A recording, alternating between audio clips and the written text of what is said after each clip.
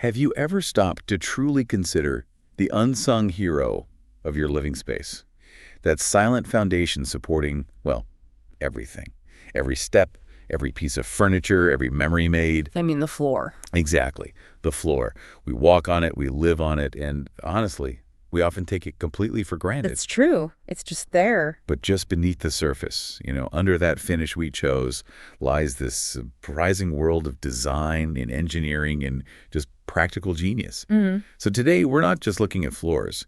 We're taking a deep dive into the fascinating world of flooring finishes, really uncovering the deliberate choices that shape our daily environments. Sounds good. And this particular deep dive, it's custom tailored for you, our listener. We've drawn from a whole stack of rich source material, covering everything from, say, the natural warmth of wood to the really steadfast, robust nature of tile and stone. And our mission for you today really is to unpack the critical elements that go into defining the perfect floor. It's always this blend, isn't it? Functional necessity and, well, aesthetic desire. And we're going to explore the why behind different materials, how they perform under specific conditions and what compromises or advantages each choice brings. So by the end of this deep dive, our aim is for you to walk away not just well-informed, but maybe with those genuine aha moments. Love those. Yeah.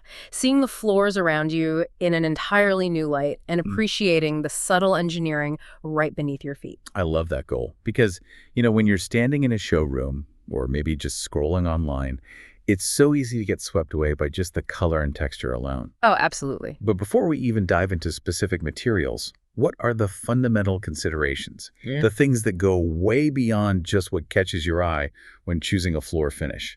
What are those bedrock criteria we absolutely must think about? That's really the critical starting point. I mean, aesthetics are important, of course, but a truly great floor isn't just about its visual appeal. Fundamentally, it's about how it performs. Performance, okay. How it performs in its intended environment day in and day out. There are basically 5 core criteria that really define a floor's suitability for a space. 5 core criteria. Yep.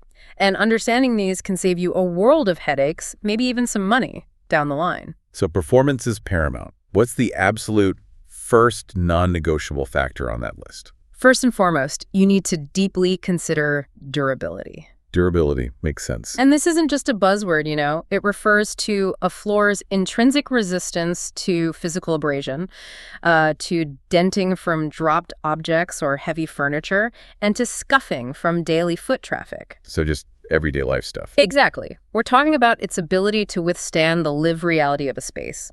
Think about, say, a bustling family hallway. Kids racing through, pets scurrying about, shoes tracking in grit. Yep, I know that scene. Right. Compare that to maybe a rarely used formal dining room. The demands on durability are vastly different, aren't they? Completely different worlds. So, a floor chosen for high durability in a high-traffic area won't just last longer.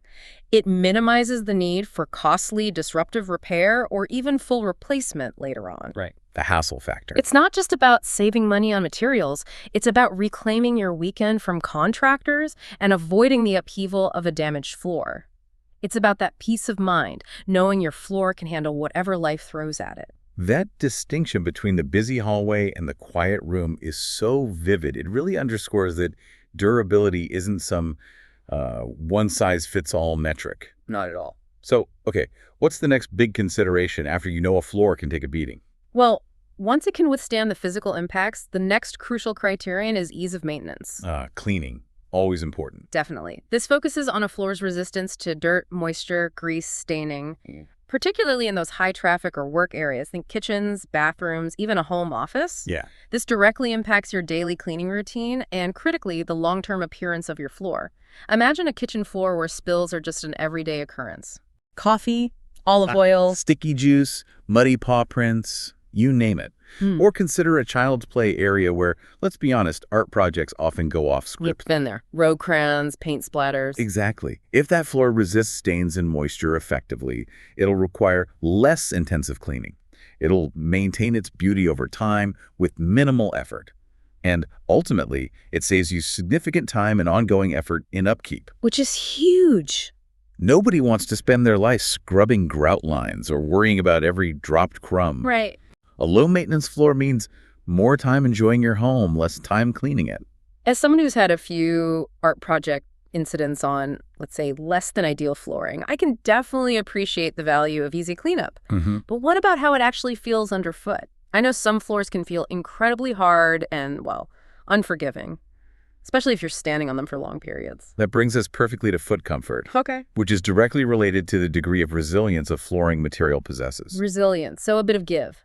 Exactly. Bit of springiness, almost. This is all about the tactile experience, how the floor feels when you're standing or walking on it, particularly if you spend a lot of time on your feet in that space, like in a kitchen or maybe a workshop. Yeah, standing at the stove or workbench. Right.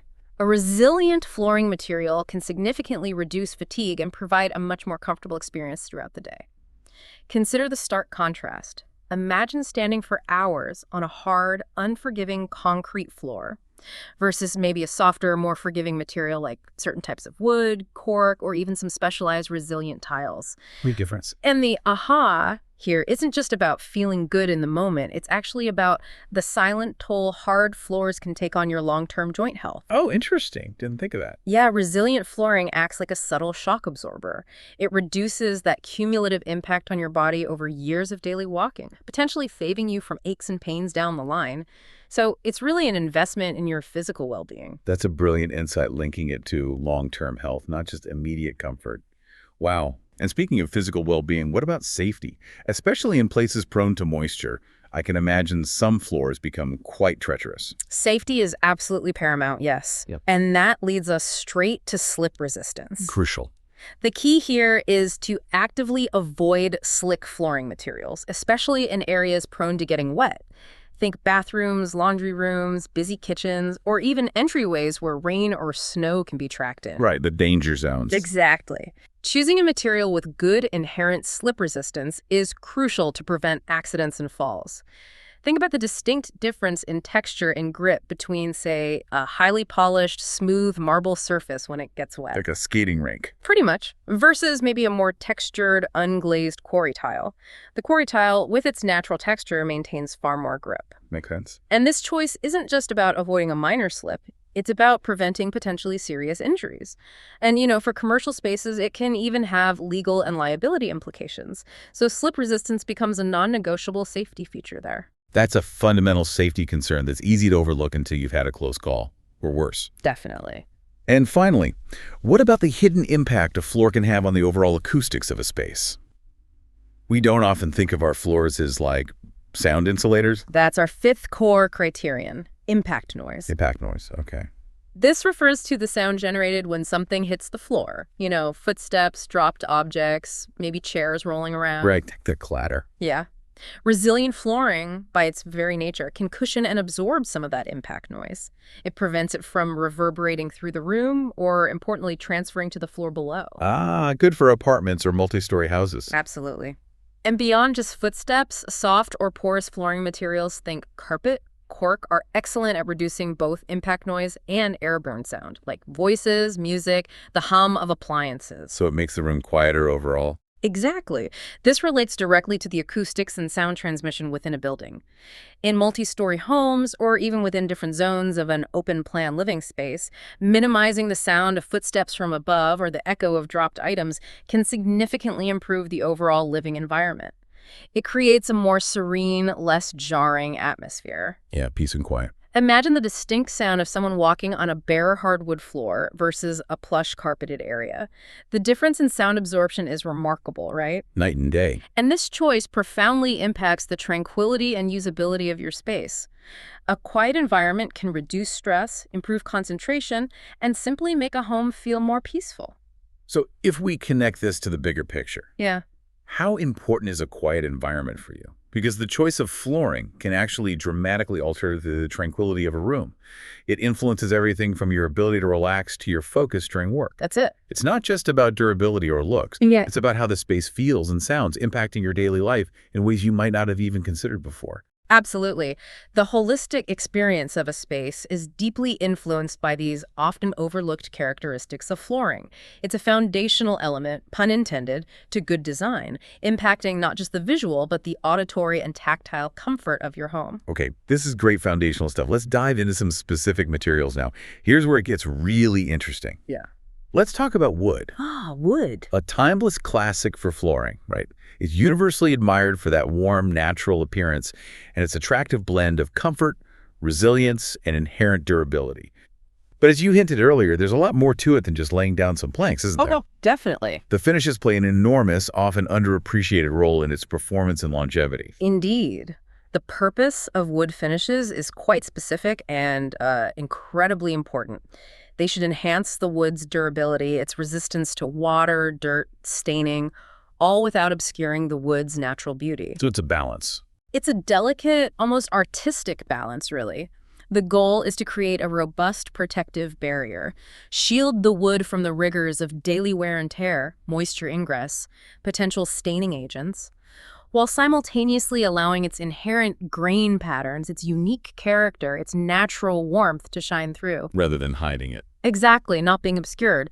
This preserves the authenticity and the soul of the material. Think of it like a clear shield that highlights, rather than hides, the wood's organic appeal. So it's about protecting the wood while celebrating its inherent qualities, truly bringing out its best. How do we actually achieve that delicate balance? What are the common methods of finishing wood that listeners should be aware of? Well, one of the most common and impactful methods is using stains. Stains, okay. Stains are applied specifically to add color to the natural color of the wood, but crucially, without obscuring the wood grain. So you still see the pattern. Precisely. This allows for immense customization. You can deepen the natural hue of a light wood, like maple, or even give it an entirely different tone from a rich, dark walnut to a cool, contemporary gray, maybe even a vibrant, whitewashed look. Wow, lots of options. Tons. And all while ensuring that the intricate organic patterns, the unique variations, the natural imperfections of the wood's grain remain perfectly visible. It allows for a vast aesthetic range, from traditional to ultra-modern, all while respecting the material's organic beauty. Right. And different wood species also take stains differently, So understanding your wood's natural porosity and undertones is kind of key to predicting the final look. So the grain is always the star, even with added color. But what about treatments that go beyond just coloring the wood? What other methods are out there? Are there things that cover it up more? Yeah, absolutely. Wood flooring can also be waxed or painted. Waxed or painted? These methods offer entirely different aesthetic and protective qualities. Wax provides a sort of soft, low-luster sheen. It can lend a very traditional, old-world or maybe rustic feel to a room. More subtle. More subtle, yeah. It offers a natural, breathable finish that allows the wood to age gracefully. However, the trade-off is it typically requires more frequent reapplication and ongoing maintenance, like buffing, to preserve its look and protective quality. So more upkeep. Definitely. It's not the most durable against spills or heavy traffic, but it offers a unique, authentic patina.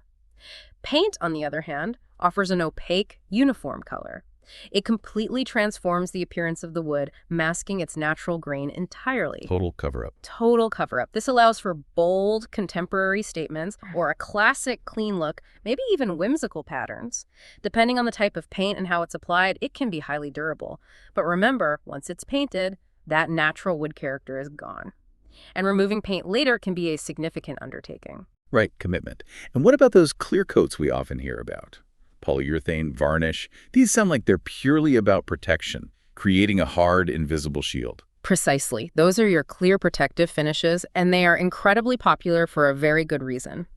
Wood flooring is often finished with clear polyurethane, varnish, or sometimes a penetrating sealer. Okay.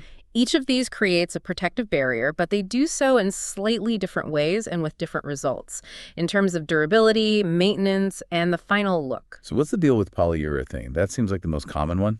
Polyurethane probably is the most common. It's highly regarded for its exceptional durability and resistance to abrasion, which makes it a very popular choice for high-traffic areas.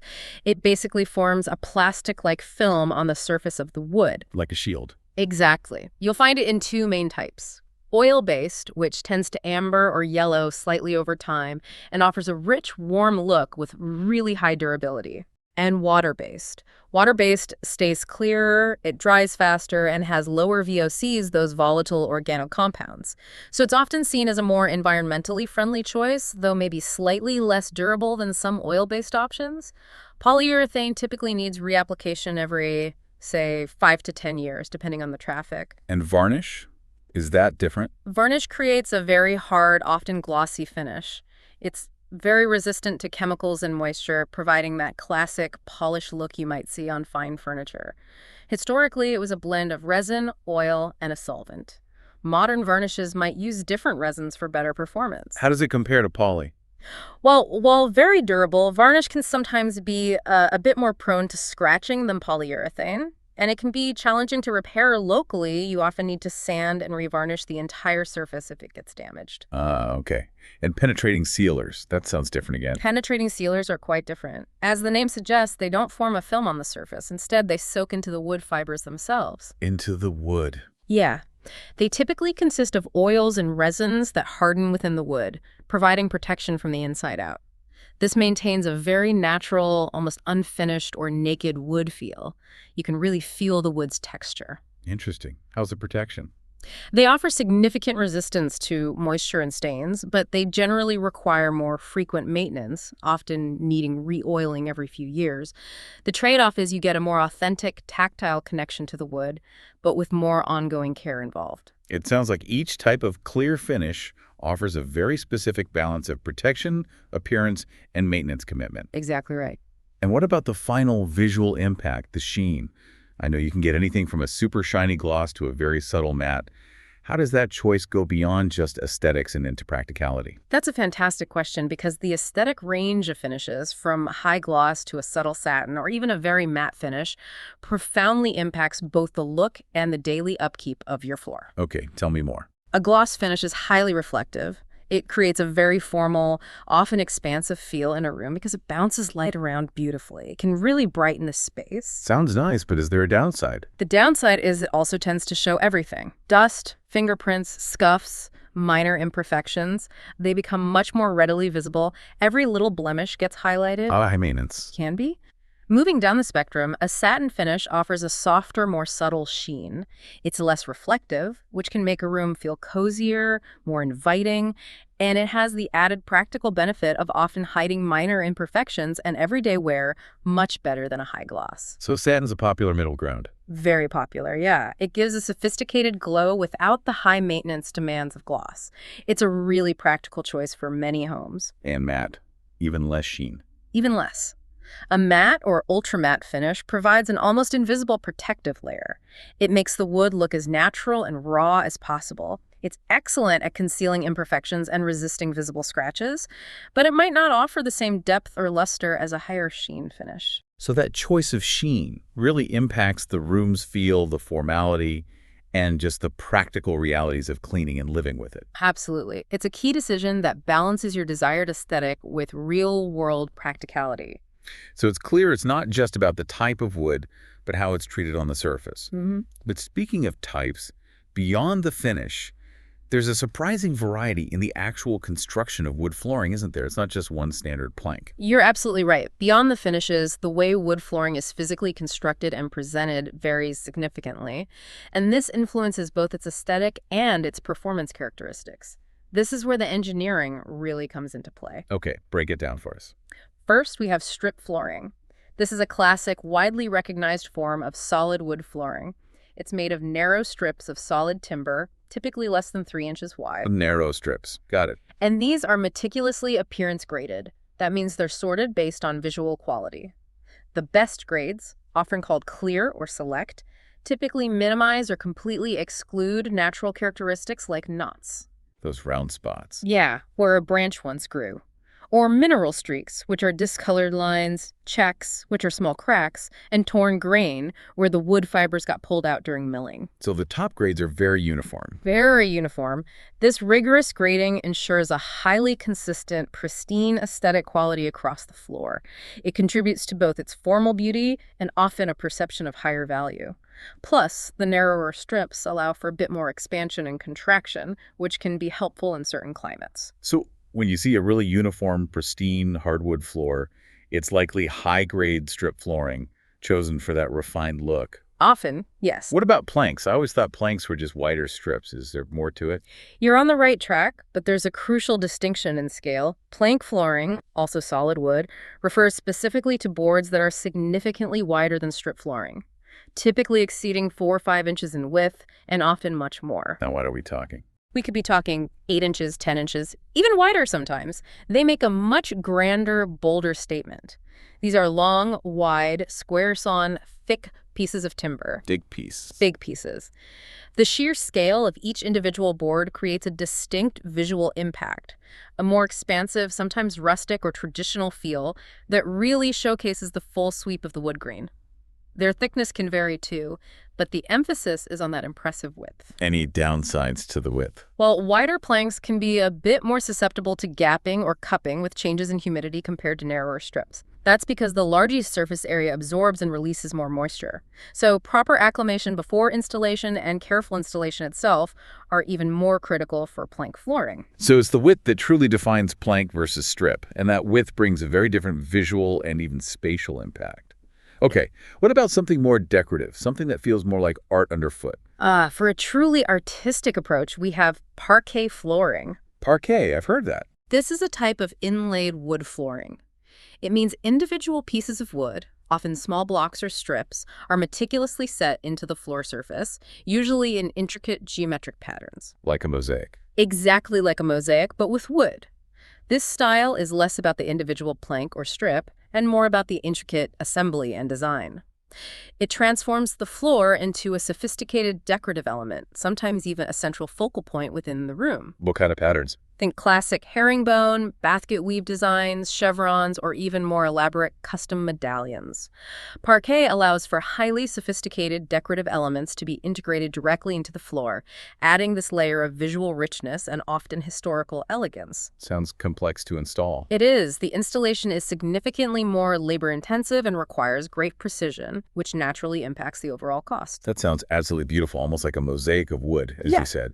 Is there a wood option that offers some of that design intricacy, but perhaps with an easier installation, maybe something that comes in pre-assembled units? Yes, there is. That would be block flooring. Block flooring.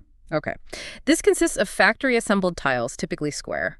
They're made from smaller pieces of wood arranged into a pattern similar to how individual parquet pieces might be arranged, but they're prefabricated into a larger unit. So like pre-made parquet squares. Kind of, yeah. These are usually laid with a mastic, which is a strong, thick adhesive. Instead of laying individual strips or tiny pieces, you're working with these pre-constructed units. This can often streamline the installation process, making it more efficient than installing traditional parquet piece by piece. And the mastic holds it down. Right. The mastic provides a secure, permanent bond to the subfloor. Block flooring offers a more uniform look than individual strips or planks and can be a practical solution for certain applications where efficiency of installation is key while still delivering a decorative wood aesthetic. Okay, so that covers solid wood variations. Now, what's fascinating here is how this next type of flooring is constructed. We talked about solid wood in various forms, but there's a modern innovation that's become incredibly popular, especially in challenging environments. Engineered hardwood. Ah, yes. Engineered. How is that fundamentally different from all these solid wood options? And what makes it so, I don't know, revolutionary? Engineered hardwood flooring is a truly fascinating modern innovation. It's really a brilliant piece of material science designed to overcome some of the inherent limitations of solid wood, particularly issues regarding moisture and temperature fluctuations. And ripping and shrinking stuff. Exactly. The true genius of engineered hardwood isn't just its stability, it's that it essentially democratizes real wood. It allows you to bring that warmth and beauty into previously off-limit spaces, think basements with higher humidity, or installing directly on concrete slabs, or even over radiant heating systems. Places solid wood might struggle. Precisely. Without those traditional solid wood anxieties about warping, gapping, or shrinking.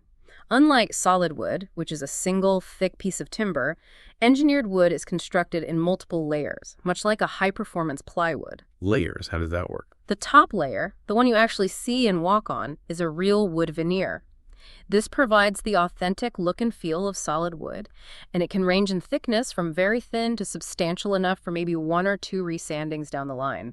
So the top is real wood. Absolutely. Beneath this veneer are multiple layers of plywood, or sometimes high-density fiberboard, HDF, or even thin layers of solid wood that are cross-laminated, meaning the grain runs in different directions and glued together with strong adhesives under pressure. Why the different directions? That layered construction, with each layer oriented perpendicular to the next, is precisely what gives engineered wood its remarkable dimensional stability. It counteracts the natural tendency of wood to expand or contract with humidity changes, so it's far more resistant to warping, gapping, and shrinking than solid wood.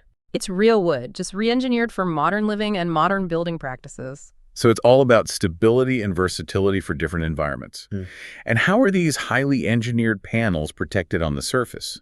Are they pre-finished, or do you treat them after installation like solid wood? That's another big advantage. Most engineered hardwood comes pre-finished from the factory. Oh, ready to go. Ready to go. This speeds up installation significantly and eliminates all the mess and fumes associated with on-site finishing. These panels are often impregnated with acrylic or sealed with urethane or sometimes vinyl. These various sealing methods provide different levels of protection and sheen, making engineered hardwood highly adaptable. What does acrylic impregnation mean? Acrylic impregnation is a process where they force liquid acrylic polymers deep into the wood, pores under pressure, and then cue it. This makes the wood incredibly hard, very durable, and really resistant to dents and scratches, often even more so than solid wood. It's a common choice for very high-traffic commercial spaces. Wow. And urethane seals, like polyurethane. Yes, urethane seals, often polyurethane, create that very strong, durable surface film we talked about earlier. It offers excellent resistance to scratches, abrasion, and moisture.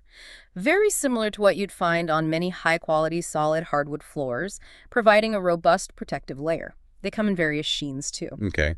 And vinyl sealing. Vinyl sealing provides another layer of protection, often enhancing moisture resistance even further. This makes certain engineered floors suitable for areas where maybe more exposure to water might occur, though it's important to note they are still not typically considered fully waterproof like, say, vinyl plank flooring. Got it. Still wood at its core. Exactly. But this layered construction combined with these robust factory-applied sealing methods makes engineered hardwood a remarkably durable and stable choice. It's suitable for basements or concrete slabs where solid wood might be a gamble, and it offers a significantly easier, quicker installation process compared to unfinished solid wood. That's a comprehensive look at the world of wood flooring. Amazing variety. It really is. Okay, moving from the warmth and natural variability of wood, let's turn our attention to the robust, often unyielding, and incredibly versatile world of tile and stone flooring. A completely different feel. Completely different. These materials are generally known for being exceptionally solid, permanent, and incredibly durable. But what are the different types we should be aware of, beyond just vaguely saying tile or stone? Right. When we talk about tile and stone, we're entering a realm of exceptional resilience, really diverse aesthetics, and often impressive longevity. These materials can truly transform a space, offering a sense of permanence and grandeur. Where should we start? Let's start small with ceramic mosaic tiles. These are typically small modular units, often less than 2 inches square. They're made of either natural clay or porcelain. Tiny tiles. Tiny tiles. The natural clay type is usually unglazed, presenting these muted, earthy colors. Gives them a very organic, subtle, often matte look. Mosaic tiles are all about intricate detail and design. They allow for the creation of complex patterns, artistic expressions, beautiful gradients. Backsplashes, shower floors. Exactly. Detailed backsplashes, shower floors where the extra grout lines add slip resistance, unique floor designs that might act as a central rug feature or a decorative border. Their small size means more grout lines, which, as you said, offers increased slip resistance, a real benefit in wet areas. So it's that smaller size and the resulting design flexibility that's key with mosaics. Got it. What about something larger, perhaps more utilitarian and incredibly rugged? For larger, more utilitarian spaces, often with a more rustic or industrial aesthetic, we commonly see quarry tiles and pavers. Quarry tiles. These are large modular flooring materials, typically thick, unglazed units of heat-hardened clay, similar in composition to bricks, actually. Because they are unglazed and subjected to extremely high heat during manufacturing, they are incredibly robust, dense, and durable. Where would you see these? Often found in commercial kitchens, industrial settings, sunrooms, mudrooms, or even outdoor patios, precisely because of their ability to withstand heavy foot traffic, harsh conditions, and temperature fluctuations. And being unglazed helps. Yes, they're unglazed, often slightly textured surface provides excellent natural slip resistance, which is a key safety advantage in functional or wet areas. They also have good thermal mass, meaning they absorb and slowly release heat, which can be nice in sunny spots or over radiant heating. And then, of course, there's natural stone. That always conveys a sense of timelessness, luxury, and unique character, doesn't it? What makes stone tile flooring so distinct? Absolutely. Stone tile flooring inherently provides a solid, permanent, and highly durable floor surface. And because it's a natural material, each piece of stone tile is utterly unique. No two are the same. Exactly. You get beautiful variations in color, veining, texture, natural inclusions, things that just cannot be replicated by manufactured materials. This individuality contributes immensely to its luxurious appeal and ensures that no two stone floors are exactly alike. You're literally bringing a piece of geological history into your home. Amazing. What are some common types? Well, within stone, we have distinct options, each with its own personality and properties. Slate, for instance. It's a metamorphic rock formed from shale and clay. It's available in both square cuts or irregular, more natural shapes. So formal or informal? Right. It can create either formal, structured patterns or more informal, rustic looks, depending on the cut and installation. Its natural cleft surface, that slightly uneven, textured feel, provides excellent inherent slip resistance. Another functional benefit, particularly in entries or kitchens, and slate's color palette is wonderful grays, blacks, purples, greens, reds, adds a rich, earthy depth. Beautiful. And marble, that screams luxury. Marble absolutely does. It's a recrystallized form of limestone, and it instantly lends itself to a high polish, exuding formal elegance. Its distinct, often dramatic veining and its ability to achieve that almost mirror-like shine make it the material of choice for grand entrances, luxurious bathrooms, or formal living spaces where sophistication and opulence are key. Any drawbacks? Well, marble is softer than granite and more porous. That makes it susceptible to etching from acids, think lemon juice, vinegar, and staining. So it requires specific sealing and careful maintenance. It's the epitome of classic luxury, but it demands respect and care. Good to know. What about granite? That sounds tough. Granite is incredibly tough. It's an igneous rock formed from magma, known for its incredible hardness and density. It polishes exceptionally well, creating a stunning, durable surface. Granite is renowned for its extreme durability, its resistance to scratches and chipping, and its imperviousness to most acids once it's properly sealed. So good for kitchens. Excellent for kitchens, also for high-traffic commercial settings, high-end residential areas, even outdoor applications where freeze-thaw cycles might be a concern. Its granular texture and wide range of colors, from subtle speckles to dramatic swirls, make it a versatile and enduring choice. So natural stone offers that unparalleled blend of beauty and enduring strength, each type with its own personality and care requirements. But what about the more common everyday tile options, like ceramic and porcelain? They often look quite similar to the untrained eye, but I know there are significant differences that impact performance and suitability. You mentioned porcelain mosaics earlier. You're absolutely right to point that out. The distinction between ceramic tiles and porcelain tiles is crucial, even though technically porcelain is a type of ceramic. Their performance characteristics differ significantly. Understanding these differences is really key to avoiding costly mistakes and ensuring your floor stands up to its intended use. Okay, let's break it down. Start with ceramic. Okay, ceramic tiles. These are generally more affordable compared to porcelain or natural stone, making them a very accessible option for a wide range of projects. Ceramic tiles are essentially thin slabs made primarily of natural clay, water, and other inorganic materials. They're shaped, typically glazed, and then hardened at standard high temperatures in a kiln. And they're easier to cut. Yes, being softer than porcelain, ceramic tiles are much easier to cut cleanly with a basic manual tile cutter. This can make installations simpler and less costly, especially for DIY enthusiasts or installers without specialized tools. But what's the main functional difference? You mentioned porosity before. Right. Their main functional differentiator is their porosity. Ceramic is more porous than porcelain. This means it absorbs liquids more readily, often having a water absorption rate of 3% or more. So prone to stains. More prone to stains and moisture absorption, yes. As a result, ceramic tiles generally require more frequent cleaning, are less suitable for consistently wet areas like shower floors, and are typically not recommended for outdoor use where freezing temperatures could cause absorbed water to expand and crack the tile. The glaze on top provides most of the durability and stain resistance for ceramic. So great for a living room wall Or a lightly used bathroom floor, maybe? But perhaps not the best for a high-traffic kitchen or a shower enclosure. That's a good summary. And porcelain. How does it stack up against ceramic in terms of composition and performance? Porcelain tiles, while technically ceramic, are crafted very differently. They use a refined mix of higher-grade clays like feldspar and quartz, and critically, they are fired at significantly more extreme temperatures than standard ceramic tiles, often exceeding 2,300 degrees Fahrenheit or 12,260 Celsius. Much hotter. Much hotter. This intense firing process, along with the denser clay composition, results in a tile that is incredibly durable and remarkably less porous, often having a water absorption rate of less than 0.5%. That makes it virtually impervious to water. Wow, less than 0.5%. Exactly.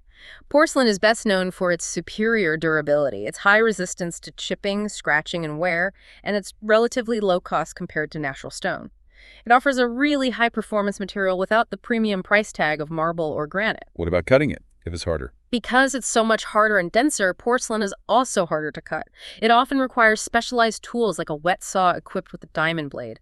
This can add to installation complexity and cost. But that hardness is good for durability. Absolutely. That hardness is precisely what makes it ideal for areas that receive a lot of traffic, kitchen floors, commercial spaces, and especially for bathrooms, where its near-zero porosity makes it highly resistant to water absorption, staining, and even thermal shock from hot water. And some are colored all the way through. Yes, many porcelain tiles are through body or full body, meaning the color and pattern run all the way through the tile. So if you do get a chip, it's much less noticeable.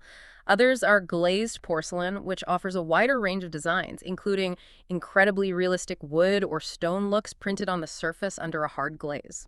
So what does this all mean when you're standing in the aisle trying to pick between ceramic and porcelain? It seems like there's a clear winner in some categories, like bathrooms, but are there situations where ceramic might still be the smarter choice overall? This raises an important question. Understanding the core differences is absolutely key to making the right choice for your specific needs. Because it's not really about one being universally better, but about suitability and long-term performance in a given application. Right, the right tool for the job. Exactly. Let's break down the ceramic versus porcelain, the key differences, in a way that highlights the why. Okay. First, their composition and firing. Ceramic uses standard clay, water, inorganic materials fired at typical high temps, usually glazed. Porcelain uses higher grade clays fired at more extreme temperatures, leading to vitrification, that glass-like state, making it incredibly dense and hard. This fundamental manufacturing difference is the root of their distinct properties. Got it. What about cost? In terms of cost, ceramic tiles are generally lower in initial purchase price, more budget-friendly up front. However, don't forget to factor in installation costs. Porcelain can sometimes be higher there because of the need for specialized tools and maybe more labor time due to the difficulty in cutting. Okay. And cutting ease. For hardness and cutability, ceramic is softer, much easier to cut with basic tools, simplifies DIY, or reduces labor costs. Porcelain, due to its density, is significantly harder to cut, needing those wet saws, which can increase installation time and cost. And the big one, porosity. The most critical difference often lies in their porosity and absorption. Ceramic is more porous, absorbs liquids more readily, that 3% plus absorption rate. Prone to stains, moisture issues, needs more cleaning. Not ideal for very wet or freezing areas. And porcelain. Porcelain is remarkably less porous, under 0.5% absorption. This low porosity makes it ideal for wet areas like bathrooms and surfaces prone to spills like kitchen floors and countertops, far less likely to stain or harbor mold. Which leads to durability. Ultimately, yes. When it comes to durability against wear, chipping, and heavy traffic, porcelain is generally superior. Its dense body and high firing temperature give it greater strength and a longer lifespan in demanding applications. You often see tile durability rated by the PEI scale, Porcelain Enamel Institute. Higher numbers mean greater abrasion resistance, and porcelain generally achieves higher PEI ratings. So summing up the best uses. For ideal uses, ceramic is fantastic for general indoor applications where moisture isn't a major concern and traffic is light to moderate living rooms, hallways, maybe some bedrooms, wall tiles. It offers great aesthetic versatility at an attractive price point. And porcelain is for the tough spots. Porcelain, with its robust properties, is the go-to for bathrooms, kitchens, countertops, any high-traffic floor, including commercial spaces, and even outdoor areas. Anywhere, resilience, water resistance, and long-term durability are paramount. It's truly about choosing the right tile for the specific demands of the environment. That makes it incredibly clear. It's not just about what looks good initially, but what will actually perform and last in the specific environment you're designing for. Exactly. Okay, so once you've made that big decision and have your incredible material chosen, be it ceramic, porcelain, or natural stone, how do these pieces actually become the solid, beautiful floor beneath our feet? How are they installed? What holds them down? Right. Once the perfect tile or stone is chosen, the installation method is absolutely critical to its longevity, performance, and even its final look. You wouldn't put a high-performance engine in a car with weak tires, would you? Good analogy. Similarly, the substrate, the surface underneath, and the installation system are as important as the tile itself. There are two primary tile installation methods generally used: thinset and thickset. Thinset and thickset. Okay, what's thinset? Thinset installation is by far the most common method for tile and stone in modern construction. It uses specialized adhesives, typically a cement-based mortar mixed with water or sometimes a polymer additive, to attach the tile directly to a stable, flat, and well-prepared subfloor or backer board. So a thin layer of glue, basically. Yeah. Essentially, yes. It's efficient because it uses a relatively thin layer of adhesive, usually about 1/8 to 1/4 of an inch thick. This makes for a quicker and less labor-intensive installation compared to older methods. But it relies heavily on the subfloor being very true and stable, because thinset simply bonds the tile to the existing surface without significantly leveling it out. So the subfloor needs to be good. Needs to be good. It's ideal for concrete slabs, properly prepared plywood subfloors, or cement backer board. You might hear terms like modified and unmodified. Thinset's modified just means it has polymers added for better bond strength and flexibility. So thinset is for your typical well-prepped subfloor where things are already pretty level and solid. But what if you have an older house or a subfloor that isn't perfectly stable or flat? Or maybe you're dealing with really large format tiles that need more support. What then? If we connect this to the bigger picture of older homes or those very demanding installations, that's precisely where thickset installation comes in. Thickset. Makes sense. This method is specifically used over floors subject to maybe a bit of bending or deflection or significant imperfections, or where a highly robust and perfectly level surface is required, especially for very large format tiles or natural stone that demands a really rigid base. How does it work? In this approach, the tile is set on a much thicker layer of mortar, often referred to as a mortar bed. This can be anywhere from, say, 3/4 of an inch up to maybe 1.25 inches thick. That's quite thick. It is. This substantial mortar layer acts as both a leveling bed and a flexible base. It provides critical support that helps prevent cracking in the rigid tile surface above. It literally creates a new, perfectly level, and incredibly solid foundation for the tile, accommodating any minor deflection or movement in the subfloor underneath. So it solves subfloor problems? It can, yes. While it's more labor-intensive and really requires a skilled installer, thickset provides an incredibly solid and stable foundation. It's crucial for preventing issues over time, especially with materials like marble or large format porcelain that have very little inherent flexibility themselves. Okay, so thinset or thickset gets the tile down. What about the gaps between the tiles? Ah, yes. After the tiles are expertly set, whether by thinset or thickset, and the adhesive has properly cured, the final and really crucial step involves grout. Grout. Everyone knows grout. Everyone knows grout. It's the material, typically a cement-based mixture, sometimes with epoxy or urethane additives, that fills the spaces, the joints between the individual tiles or stone pieces. Why is it so crucial? Grout is absolutely crucial for several reasons. Functionally, it provides structural integrity to the entire tiled surface, kind of locking the tiles together and preventing them from shifting. It also creates a vital barrier that prevents dirt, debris, and crucially, moisture from getting underneath the tiles. Preventing mold and damage. Exactly, preventing mold growth, mildew, or damage to the subfloor over time. And then aesthetically, grout is available in a huge variety of colors. Wow. From pure whites and deep charcoals to earthy browns, even vibrant blues or reds. So you can match or contrast. Right. This allows it to be selected to either blend seamlessly with the flooring material for a cohesive, understated look, or to provide a contrasting design element that really highlights the pattern, the shape, even the size of the tiles themselves. It's the finishing touch that not only seals and protects the installation, but also profoundly impacts its final visual appeal and character. Wow, what an incredible deep dive into the ground beneath our feet. Seriously, we started by exploring those 5 essential criteria for any truly great floor: durability, ease of maintenance, foot comfort, slip resistance, and noise reduction, uncovering how these often overlooked factors profoundly impact our daily lives. They really do. Then we journeyed through the warm, natural world of wood, from classic planks and strips to artistic parquet and modern engineered options, understanding how finishes truly bring out their best while protecting them from daily wear. The balance of beauty and protection. Exactly. And finally, we uncovered the robust versatility of tile and stone, contrasting affordable ceramic with the super tough, nearly impervious porcelain, and admiring the timeless elegance and distinct properties of slate, marble, and granite, along with the crucial installation methods: thinset, thickset, grout, that ensure their longevity.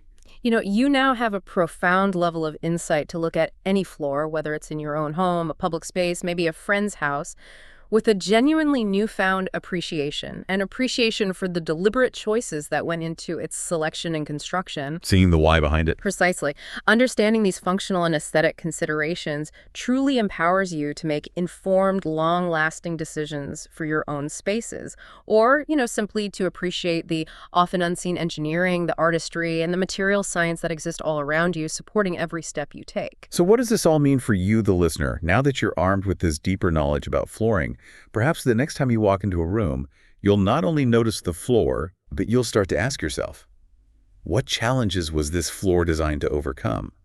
What story does its material and finish tell about the people who live or work there, or the environment it needs to withstand? Good questions. And maybe even, what other seemingly simple elements in our environment, from a doorknob to a countertop, a window pane to a wall texture, hold a hidden depth of engineering and design that we just haven't looked closely enough at yet? Makes you think. The world around you is brimming with intentional design if you only choose to see it. Well said. Thank you for joining us on this deep dive. Until next time, keep exploring, keep questioning, and keep walking on solid ground.